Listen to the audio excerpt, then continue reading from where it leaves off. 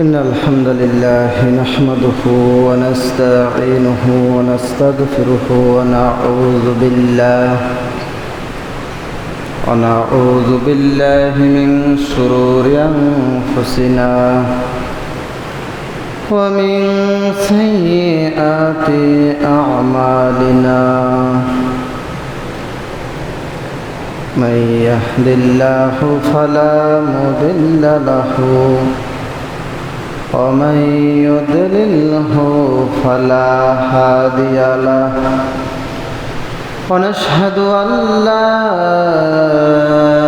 إله إلا الله وحده لا شريك له ونشهد أن سيدنا وحبيبنا ومولانا محمدا عبده ورسوله صلى الله عليه وسلم الذي أرسله بالحق بشيرا ونذيرا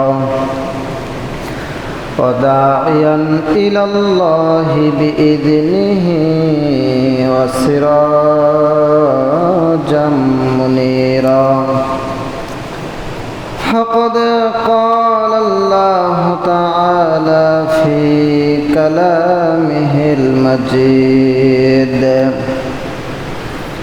وفي فرقانه الحميد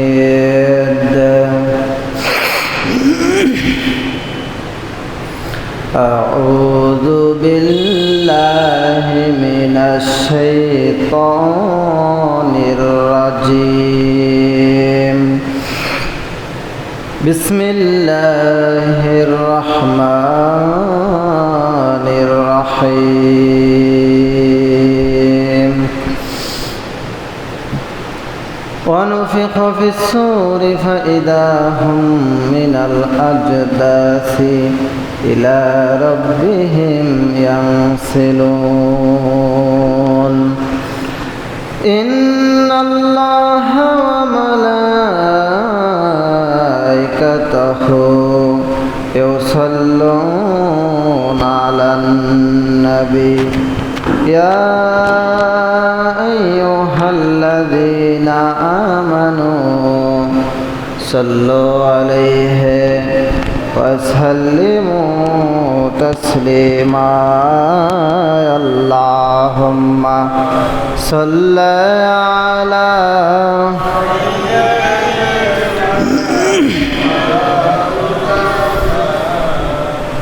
وعلى آل سيدنا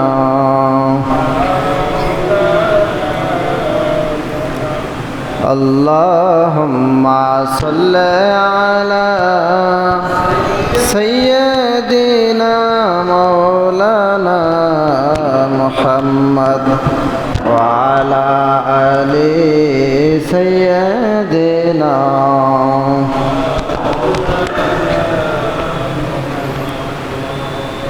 কোথায় রইলেন প্রাণের হাবিব আমাদেরকে ছাড়িয়া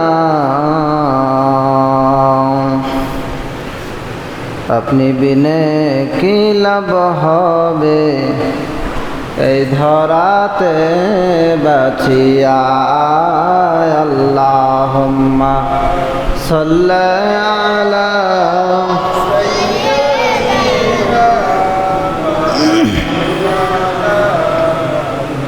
وعلى آل سيدنا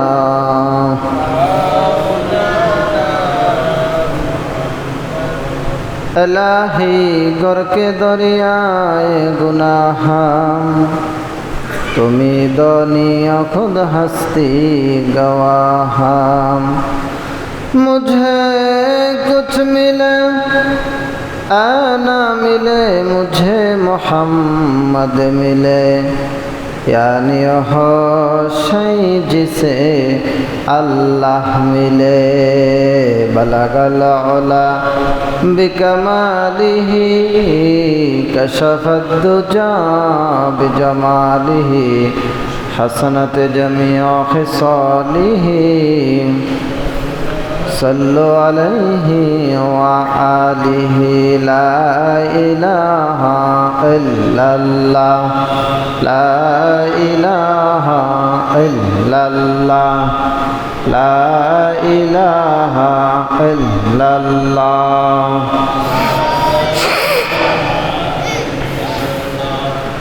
ला इलाहा इल्लल्लाह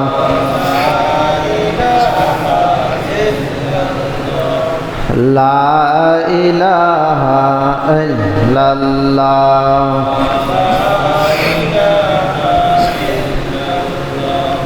ला इलाहा इल्लल्लाह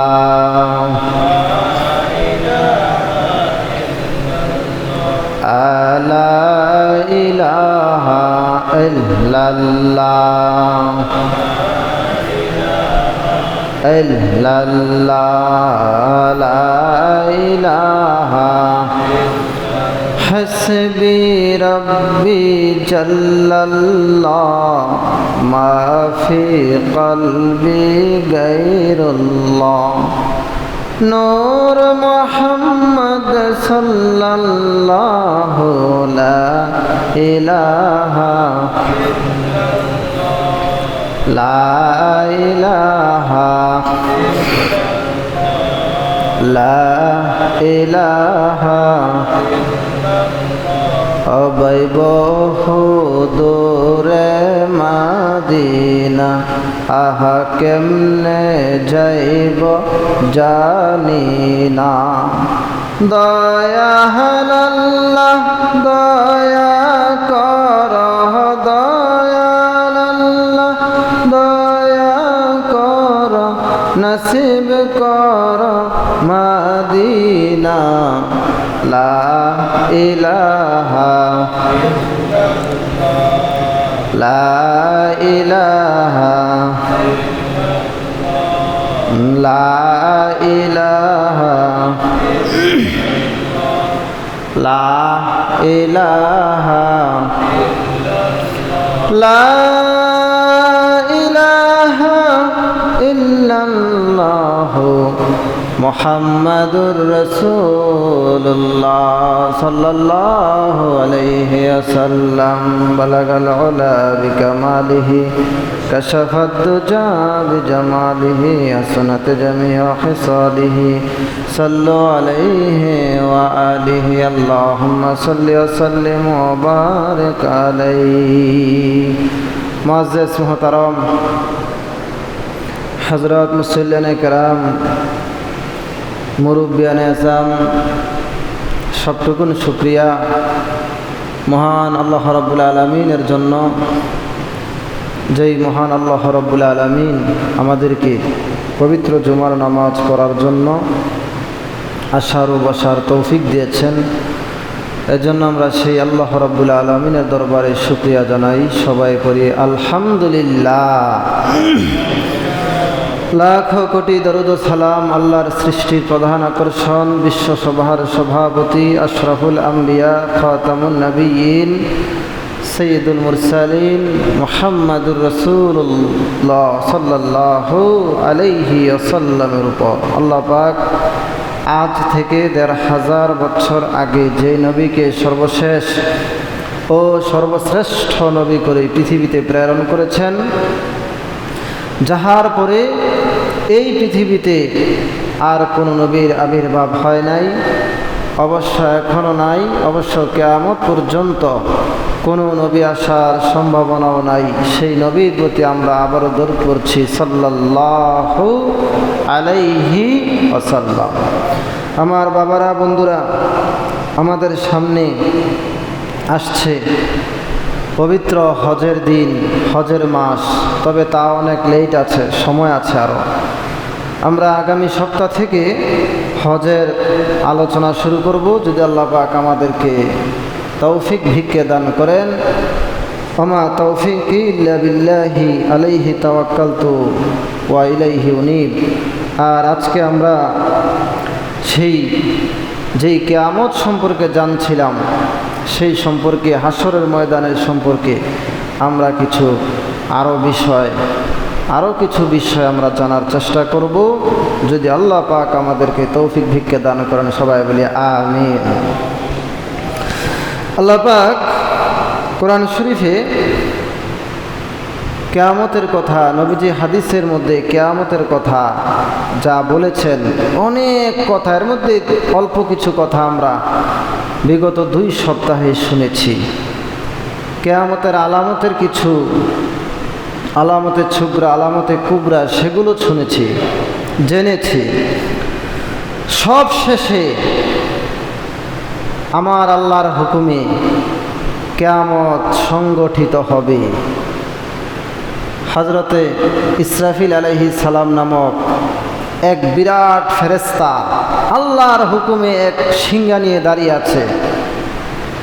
আল্লাহর যখন হুকুম আসবে, ওই যে বললাম, অনুফিখা ফিস সূরি ফাইদা হুম মিনাল আজদাসি ইলা রাব্বিহিম ইয়ানসিলুন, যখন সিংহায় ফুৎকার দেওয়া হবে, আর এই ফুৎকারটা দিবেন হযরতে ইসরাফিল আলাইহিস সালাম। সুবহানাল্লাহ। তার মানে হচ্ছে হযরতে ইসরাফিল সিংহা নিয়ে আল্লাহর হুকুমের অপেক্ষায় দাঁড়িয়ে আছে। যখন তিনি অনুমতি দিবেন, আল্লাহ যখন হুকুম দিবেন, আল্লাহর হুকুম দেওয়ার সাথে সাথে ইসরাফিল একটি ফুৎকার দিবেন, আর ওই ফুৎকারের সাথে সাথে আকাশ, জমিন, চন্দ্র, সূর্য, গ্রহ, নক্ষত্র যা আছে সবগুলো তুলার মতো, ধুলার মতো উড়তে থাকবে। এইভাবে চলে যাবে 40 বছর। তারপরে আমার আল্লাহ আরেকটি হুকুম দিবেন, ইসরাফিল আলাইহিস সালাম আরেকটি ফুৎকার দিবেন। আরেকটি ফুৎকার দেওয়ার পরে হাসরের ময়দান কায়েম হয়ে যাবে, অথবা আরেকটি দ্বিতীয় ফুৎকারের পরে সৃষ্টিকুল যারা হিসাব নিকাশ দিতে হবে তারা উঠে যাবে, আল্লাহর সামনে দাঁড়িয়ে যাবে। আল্লাহ আরেকটি হুকুম দিবেন, ইসরাফিল আরেকটি ফুৎকার দাও। আরেকটি ফুৎকার দেওয়ার সাথে সাথে হাসরের ময়দান কায়েম হয়ে যাবে। এই 3টা ফুয়ে, একটা ফুয়ে সব ধ্বংস হবে, আরেকটা ফুৎকারে হাসরের ময়দান কায়েম হবে, আরেকটা ফুৎকারে সৃষ্টিযুগ যারা হিসাব দিতে হবে আল্লাহর হুকুমে সবাই আল্লাহর সামনে হাসরের ময়দানে দাঁড়িয়ে যাবে। সুবহানাল্লাহ। তাহলে আমরা বুঝতে পারলাম,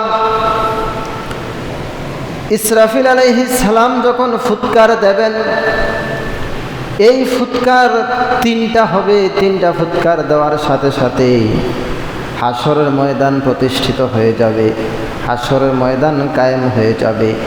ওই হাসরের ময়দান সম্পর্কে আমরা কিছু জানার চেষ্টা করব। আমরা বলেছিলাম হাসর অর্থ হলো একত্রিতকরণ। সমস্ত মানুষকে, জিনকে আমার আল্লাহ হিসাবের জন্য হাসরের ময়দানে একত্রিত করবেন, এই জন্য এর নাম হচ্ছে হাসর। সুবহানাল্লাহ। সেইখানে কাফির, বেঈমান, মুসলমান যারা আল্লাহকে মেনেছে, যারা আল্লাহকে মানে নাই, সবাই দাঁড়াবে হিসাবের জন্য। সেইখান সম্পর্কে আমরা আলোচনা করব। এবার আমরা সেইখানের কিছু আলামত সম্পর্কে জানার চেষ্টা করব। আমরা তো কিয়ামতের কিছু আলামত জানলাম, কিভাবে হবে জানলাম। এবার কিছু জানবো হাসরের ময়দান হওয়ার পরে, হাসরের ময়দানের ভিতরে ওইখানে কিছু আলামত আছে। যেমন আল্লাহ এক জায়গায় বলেছেন, খামসিনা আলফাসানা মিম্মা তাউদ্দুন। খামসিনা আলফাসানা মিম্মা তাউদ্দুন, দুনিয়ার হিসাব মতো 50,000 যত বড় লম্বা, আখিরাতের একটা দিন হবে এত বড় লম্বা। সুবহানাল্লাহ। তার মানে হাসরের ময়দানে যত লক্ষণ একটা বলে ফেললাম কোরআন দিয়ে, এটা কোরআনের আয়াত। তারপরে এই আয়াতের আলোচনাটা করে শেষ করে দেই। হাসরের ময়দানের যে একটি দিন হবে এত বড় লম্বা, একটা দিন দুনিয়ার 50,000 বছরের মতো লম্বা হবে একটা দিন। আর এটা হবে তাদের জন্য যারা নাফরমান, যারা আল্লাহকে মানে নাই, নবীর তরিকা মানে নাই, ওলামায়ে কেরাম মানে নাই, মুফাসসিরিন মানে নাই, কোরআন হাদিসের অপব্যাখ্যা করেছে, জাতির মধ্যে বিভ্রান্ত লাগিয়েছে, ফিতনা ফাসাদ লাগিয়েছে, মানুষের মধ্যে শুধু অসঙ্গতি কিভাবে লাগাবে সেই চেষ্টা করেছে। ওই মানুষগুলোর জন্য কি হবে, ওই হাসরের ময়দানে 50,000 বছরের মতো লাগবে। কিন্তু যারা ভালো মানুষ, যারা আল্লাহওয়ালা, যারা নামাজি, তাদের জন্য কি হবে, 50,000 বছর লাগবে না। ফজরের 2 রাকাত নামাজ পড়তে যেই সময়টা লাগে তার চেয়েও আরো কম সময় লাগবে। সুবহানাল্লাহ। এই যে হাসরের ময়দানের আলামত। তারপরে কোরআনে আল্লাহ আরেক জায়গায় বলেছেন, কাআন্নাহুম ইয়াওমা ইয়ারাউনাহু লাম ইয়ালবাসু ইল্লা আশিয়াতান আও দুহাহা। কোরআন শরীফে আল্লাহ বলেছেন, সূরা নাজিয়ার শেষ আয়াত 30তম পারা, আল্লাহ বলেছেন, কাআন্নাহুম ইয়াওমা ইয়ারাউনাহু লাম ইয়ালবাসু ইল্লা আশিয়াতান আও দুহাহা। ওই হাসরের ময়দানে মানুষ যখন যাবে, 100 বছর বয়সী, 150 বছর বয়সী, 80 বছর বয়সী মানুষটা সেখানে গিয়ে বলবে, হায় রে, দুনিয়ার জমিনে যে আমরা ছিলাম একটু সময়, মানে একটি সকাল অথবা একটি সন্ধ্যার সময় ছিলাম। তার মানে 100 বছর বয়স ছিল দুনিয়াতে, সেখানে গিয়ে বলবে একটি সকাল একটি সন্ধ্যা। একটি সন্ধ্যার কতক্ষণ, নাইলে 1 ঘন্টা সময়। তার মানে সেই হাসরের ময়দানটা এত লম্বা হবে, তার 100 বছরের জিন্দেগিটা তার কাছে একটি সন্ধ্যা, একটি সকাল অথবা 1 ঘন্টা সময়ের মতো লাগবে। আল্লাহু আকবার। এটা আর একটা লক্ষণ। তারপর আল্লাহ কোরআন আর এক জায়গায় বলেছেন, ইন্না আনযারনাকুম আযাবান করিবা ইয়াওমা ইয়ানযুরুল মার'উ মা কদ্দামাত ইয়াদাহু ওয়া ইয়াকুলুল কাফিরু ইয়া লাইতানি কুনতু তুরাবা। এটা আরেকটা আয়াত, সূরা নাবার শেষ আয়াত, 30তম পারা। আল্লাহ রাব্বুল আলামিন বলছেন, ইন্না আনযারনাকুম আযাবান করিবা, আমার আসন্ন আযাব সম্পর্কে তাদেরকে সতর্ক করুন। আযাবান করিবা মানে যেই আযাব তাদের নিকটবর্তী হবে, ওই আযাব সম্পর্কে, মানে কিয়ামতের আযাব সম্পর্কে তাদেরকে সতর্ক করুন, তাদের নিকট সতর্ক করুন। ইয়াউমা ইয়ানযুরুল মার'উ মা কদ্দামাত ইয়াদাহু। সতর্কটা হলো এই, তারা দুনিয়াতে 2 হাতে যা যা করেছে কর্ম, এই সবগুলো কিয়ামতে তাদের সামনে উপস্থাপন করা হবে। এই অবস্থা দেখে ওয়াকুলুল কাফিরু, কাফিররা বলবে, ইয়া লাইতানি কুনতু তুরাবা।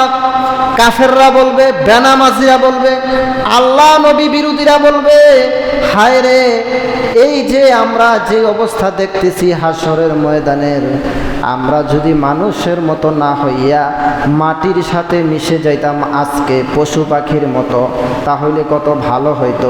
এই কথাটার ব্যাখ্যা হইল, কাফেররা এই কথাটা কেন বলবে, ইয়াকুলুল কাফিরু ইয়া লাইতানি কুনতু তুরাবা। তারা সেখানে বলবে, আমরা যদি আজকে মাটি হয়ে যেতাম, মাটির সাথে যদি মিশে যাইতাম। কেন বলবে? কেন বলবে? আল্লাহ পাক কিয়ামতে যখন বিচার আচার শুরু করবে, তখন মানুষ আর জিনের শতভাগ সব কিছুর হিসাব নিবে, কিন্তু পশু পাখিগুলোর একটা ছোট্ট হিসাব আছে, একটা মাত্র হিসাব। কি হিসাব? এই যে পশুগুলো পৃথিবীতে যত ছিল, যত প্রকারের পশু ছিল, প্রাণীগুলো ছিল, সমস্ত প্রাণীগুলো সেখানে তোলা হবে, পশু পাখিগুলো। কেন তোলা হবে? শুধু একটা বিচারের জন্য। তাফসীর ইবনে কাসিরের মধ্যে সূরা নাবার শেষ আয়াতের ব্যাখ্যায় লেখা আছে এইভাবে, ওই পশু পাখিগুলোর একটা বিচার হবে। কি হবে? মানে একটা বাঘ শক্তির কারণে পৃথিবীতে একটা বকরিকে ধাওয়া দিয়ে খেয়ে ফেলেছে, এটা জুলুম করেছে সে। একটা সিংহলা ষাঁড়, শক্তিশালী ষাঁড় নিরীহ একটা গরুকে ঢুসা মেরেছে, এটা সে জুলুম করেছে। কিয়ামতের ময়দানে যেইটাকে ঢুসা মেরেছে ওইটাকে আল্লাহ সবল করে দিবে, আর যে ঢুসা মেরেছে তাকে দুর্বল করে দিবে। আর যাকে ঢুসা মারা হয়েছিল তাকে বলবে, তোমাকে যে দুনিয়াতে এই ষাঁড়ে এই গরুয়ে ঢুসা মেরেছিল, তুমি আজকে তাকে ঢুসা মাইরা প্রতিশোধ নাও। এতটুকু হিসাব, আর কোনো হিসাব নাই। এই ঘটনাগুলো ঘটার পর মানুষ আর জিন ছাড়া সবগুলো প্রাণীকে মাটির সাথে মিশিয়ে দিবেন। আর ওই দৃশ্যটা দেখে কাফেররা বলবে, হায় রে, আমরা যদি মানুষের মতো না হইয়া এই পশু পাখিরগুলোর মতো মাটির সাথে মিশে যাইতাম কত ভালো হইতো। কেন বলবে? তাদের পাপ। কারণ হিসাব দিতে হবে। হিসাবে দেখা যাবে নামাজ পড়ে নাই, হিসাব দিতে হবে, অস্থির। হিসাবে দেখা যাবে রোজা করে নাই, হিসাব দিতে হবে। হিসাবে দেখে নাই পরের হক মারছে, হিসাবে দেখা যাবে আল্লাহ বিরোধী নবী বিরোধী কথা বলেছে, হিসাবে দেখা যাবে উম্মতের মধ্যে ফাটল সৃষ্টি করেছে, ফিতনা করেছে। এই সব হিসাব যখন সে দেখবে মানুষের হিসাব লইতে আছে, আমারও তো হিসাব লইব, এইটা অবস্থা দেখা, এই অবস্থা দেখা এই যে এই লোকগুলো বলবে, আল্লাহ যে হিসাবের সিরিয়াল আইতে আছে, আমরা যদি মানুষ না হইয়া পশু পাখির মতো মাটির সাথে মিশা যাইতাম কত ভালো হইতো। আল্লাহু আকবার। এই যে হাসরের ময়দানের আরেকটা আলামত কোরআন দিয়ে বলছি। তারপরে আমরা আরেকটা কথা বলবো। আল্লাহ বলেছেন ওয়া ইযাল ইশারু উত্তিলাত।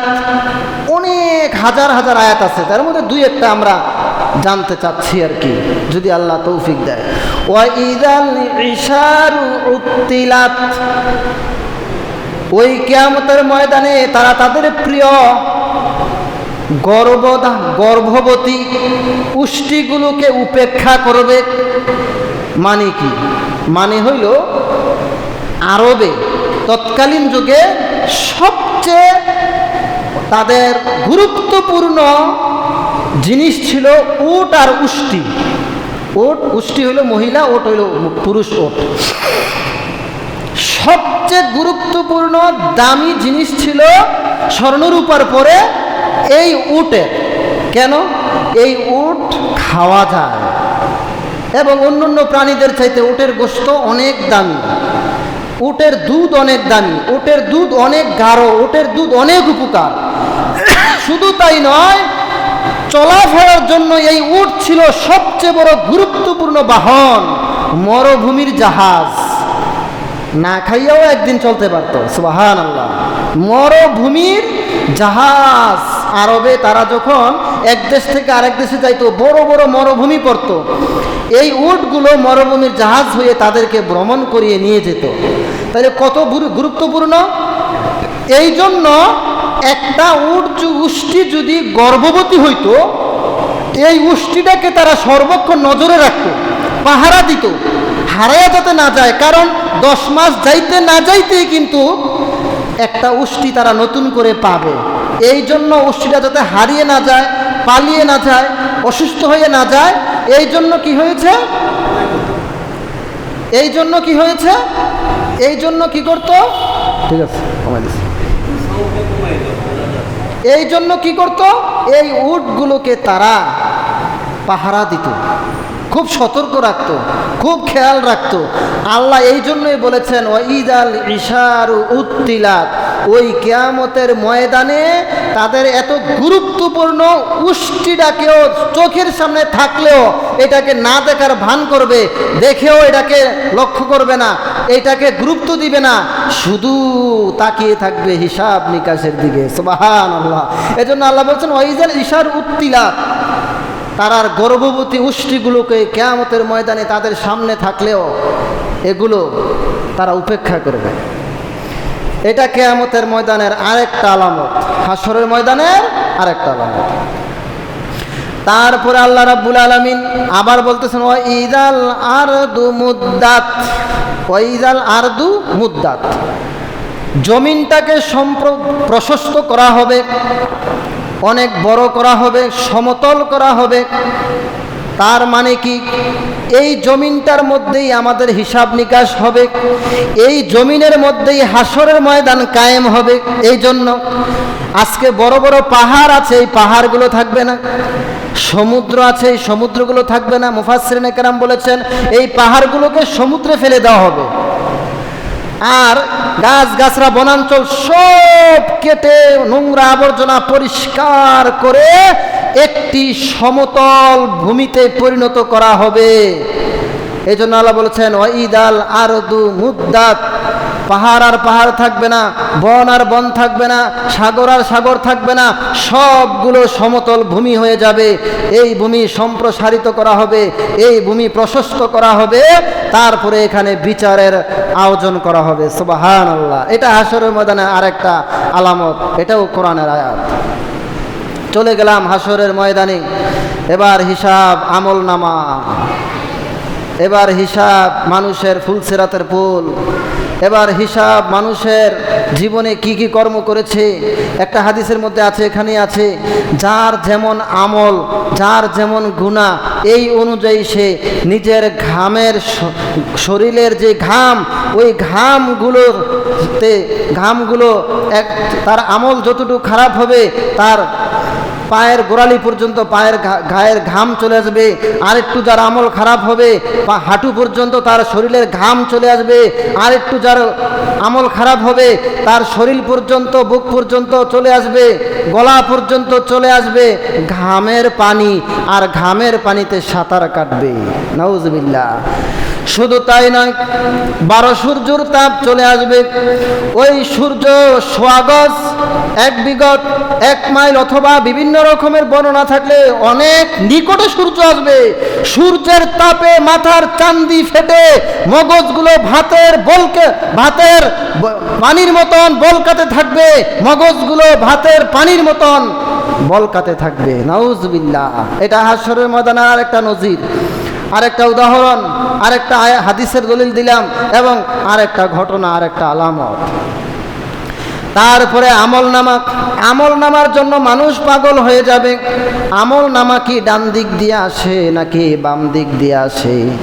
যাদের আমল খারাপ, কপাল খারাপ, নসিব খারাপ, তাদের আমল আসবে বাম দিক দিয়া। তারা তাকিয়ে থাকবে, অস্থির হয়ে যাবে, কেউ কারোর দিকে তাকানো থাকবে না, কেউ কারোর দিকে তাকানো থাকবে না। সব উঠবে আসরের ময়দানে উলঙ্গ অবস্থায়। টাকাওয়ালা, পয়সাওয়ালা, নামি দামি, বড়লোক, ছোটলোক, গরিব, শিক্ষিত, অশিক্ষিত, সব ল্যাংটা হয়ে উঠবে হাসরের ময়দানে। আম্মা জান আয়েশা বললেন, ইয়া রাসূলুল্লাহ, এত মানুষ একসাথে হাসরের ময়দানে ল্যাংটা হয়ে উঠবে, লজ্জা করবে না? নবীজি বললেন, সেই সুযোগ থাকলে তো কেউ কারোর দিকে তাকানো, নিজের পরনে কাপড় আছে না নাই সেটাই তাকানোর সময় থাকবে না, অস্থির থাকবে। হাসরের ময়দানে তার আমল নামা নিয়ে পুলসিরাতের পুলের গোড়ায়, তার মিজানের পাল্লায় তার কি অবস্থা হয় সেখানে সে অস্থির থাকবে, কেউ কারোর দিকে তাকানোরও সময় থাকবে না। সুবহানাল্লাহ। সেই ময়দান এমন এক অবস্থা হবে, আল্লাহ ডেকে ডেকে বলবেন, লিমানিল মুলকুল ইয়াউম। কোরআনের আয়াত। হে দুনিয়ার মানুষেরা, কত ক্ষমতা শক্তি দেখিয়েছিলে, দলীয় রোগে আক্রান্ত হয়ে গিয়েছিলে, এত ক্ষমতা ছিল, কই কার ক্ষমতা আজকে? লিমানিল মুলকুল ইয়াউম। আজকের হাসরের ময়দানে কার ক্ষমতা? কে আছো? কার রাজত্ব আজ? এভাবে ডেকে ডেকে বলবেন, কেউ কোনো সারা শব্দ দিবে না। কে সারা শব্দ দিবে? আল্লাহ নিজে বলবেন, লিল্লাহি ওয়াহিদুল কাহ্হার, একমাত্র পরাক্রমশালী আল্লাহ রাব্বুল আলামিনের রাজত্ব হচ্ছে আজ। সুবহানাল্লাহ। আল্লাহ রাব্বুল আলামিন সেই ময়দানে এভাবে শুধু বিচার শুরু করে দিবেন না, অনেক ঘটনা ঘটাবেন। আল্লাহ ডেকে ডেকে বলবেন, ইয়া দুনিয়া আইনা বিহার, হে পৃথিবী, তোমার মধ্যে যে বড় বড় সমুদ্রগুলো ছিল এগুলো কোথায়? হিয়া দুনিয়া আইনা সিজারু, হে পৃথিবী, তোমার মধ্যে যে বড় বড় গাছগুলো ছিল এগুলো কোথায়? ইয়া দুনিয়া আইনা জিবালু, হে পৃথিবী, তোমার মধ্যে যে বড় বড় পাহাড়গুলো ছিল, এই পাহাড়গুলো কোথায়? ইয়া দুনিয়া আইনা জাব্বারু, হে পৃথিবী, তোমার মধ্যে যে যত বড় বড় শক্তিশালী দাপটকারী ক্ষমতাবান জালেমরা ছিল, তারা আজকে কোথায়? ডেকে ডেকে বলবেন, কেউ সারা শব্দ দিবে না, সব ভয় অস্থির হয়ে যাবে হাসরের ময়দানে।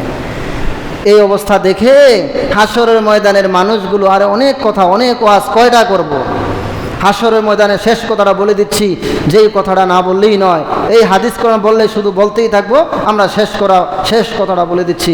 হাসরের ময়দানে এই মানুষগুলো যখন দেখবে এই অবস্থা, কান্নাহুম ইয়া কাল্লা ইযা দুক্কাতিল আরদু অজি আয়াউমা ইযিম বি জাহান্নাম ইয়াউমা ইযি ইয়াতাযাক্কারুল ইনসানু ওয়া আন্না লাহু যিকরা, ওই জাহান্নামকে হাসরের ময়দানে আনয়ন করা হবে। 70টি শিকল থাকবে, প্রত্যেকটি শিকলে 70,000 ফেরেশতা থাকবে। টেনে টেনে জাহান্নামকে হাসরের ময়দানে আনা হবে। জাহান্নামের শু শু আওয়াজ হবে, আগুনের লেলিহান শিখা ছড়াইতে থাকবে। এগুলো দেখে দেখে মানুষ অস্থির হয়ে যাবে, আমলের কথা স্মরণ করবে। এক পর্যায়ে মানুষ অস্থির হয়ে তারা কাউকে খুঁজবে, কে আছে আজ আমাদেরকে একটু আল্লাহর কাছে সুপারিশ করবে।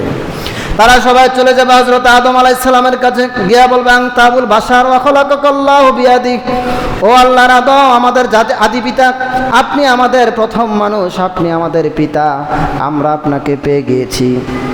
আপনার মাধ্যমে আল্লাহর কাছে আমরা বলতে চাই, আপনি তো পৃথিবীতে প্রথম মানুষ, আমাদের পিতা, আল্লাহ আপনাকে বানিয়েছে কুদরতি হাতে, সুবহানাল্লাহ, আপনি প্রথম মানুষ, আমাদের পিতা। আল্লাহর কাছে ইশফা লানা ইলা রাব্বিক, আল্লাহর কাছে আমাদের জন্য একটু সুপারিশ করেন, আমরা আপনার ছেলে বিপদে পড়ে গেছি। হযরত আদম বলবেন আমি পারবো না। যাও নূহ আলাইহিস সালামের কাছে, তিনি বলবেন আমি পারবো না। যাও ইব্রাহিম আলাইহিস সালামের কাছে, সে বলবেন লাস্তুলা আলাইকুম বিমূসা, ইব্রাহিম আলাইহিস সালাম বলবেন আমি পারবো না। যাও মুসা আলাইহিস সালামের কাছে, মুসা আলাইহিস সালাম বলবেন আমি পারবো না। লাস্তুলা আলাইকুম বিঈসা রূহিল্লাহি ওয়া কালিমাতুহু, যাও ঈসা আলাইহিস সালামের কাছে, ঈসা আলাইহিস সালামের কাছে সবাই দৌড়ে চলে যাবে। যাওয়ার পর বলবেন লাস্তুলা আলাইকুম বি মুহাম্মদ, সুবহানাল্লাহ, তোমরা আমার কাছে এসে লাভ হবে না, আমি কিছুই করতে পারবো না। আজকের হাসরের ময়দানে যদি কেউ সুপারিশ করার অধিকার থাকে, শাফাত করার অধিকার থাকে, একজনই পারবে, তাকে খুঁজে বের করো। তার নাম হলো, তিনি হলেন আখিরি জমানার পয়গাম্বর মুহাম্মদুর রাসূলুল্লাহ সাল্লাল্লাহু আলাইহি ওয়াসাল্লাম। সবাই সেখানে চলে যাবে মাকামে মাহমুদে। আল্লাহর নবীকে গিয়ে দেখবে, আল্লাহর নবী আল্লাহকে সিজদায় পড়ে আছে, উম্মতি উম্মতি বলে কাঁদতেছে, সুবহানাল্লাহ, এই কিতাবের মধ্যেও আছে। গিয়ে বলবেন, দেখবেন এই অবস্থা, আল্লাহর নবী সিজদায় পড়ে যাবে। আল্লাহর নবী সিজদায় পড়ে যাওয়ার পরে আল্লাহ রাব্বুল আলামিন বলবেন, হে আমার বন্ধু, হে আমার নবী, হে উম্মতের কান্ডারি, আপনি উঠান, মাথা উঠান, এবং যাররা পরিমাণ ঈমান যার হৃদয়ে আছে তাকে নিয়ে আল্লাহর জান্নাতে প্রবেশ করেন, সুবহানাল্লাহ। আল্লাহ রাব্বুল আলামিন আমাদেরকে অল্প কথা, হাসরের ময়দানের অনেক কথা, অনেক ব্যাখ্যা যা জেনেছি 3 সপ্তাহ যাবত ধরে, আমরা আল্লাহ পাক এগুলো আমাদেরকে আমল করার তৌফিক দান করুক, সবাই বলি আমিন। আমরা সামনে ইনশাআল্লাহ, সামনের দিনগুলোতে